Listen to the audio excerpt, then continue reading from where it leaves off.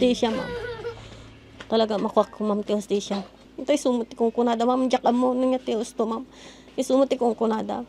Tigat ko maagparang. Nuhang nga iso na, ma'am, agparang ko, ma. Awang matiso na, ma'am, nga may agparang.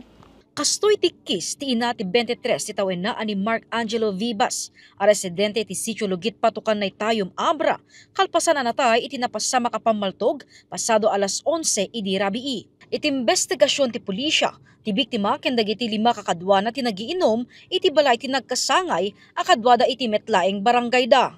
Idinta rumabiin na bati ti biktima ken ti maysa kadwana aging napasama ken ti pamaltog. Rinumuar da ito na asawan da ito yung birthday, pinagawid na da ito na kakadwana, nga gininom, and binagaan na da ito na asawan na nga unugan ta maturog dan. And binagaan na mo lang da ito biktima ako mga agawid. Now, nagsubli dya unag, tiwa pagtaangan da, di ko ang nakangag ti may isang uni ti paltuog.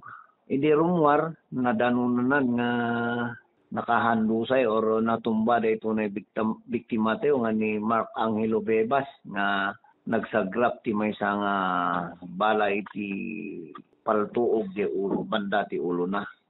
Narekobre ti crime scene ti maysa basyo ti bala ti caliber 45. Madama na bilbiroken ti pulisya ti sospek nga asideg a kabagyan ti biktima. Rumrumar a dati asosik ti motibo ti insidente.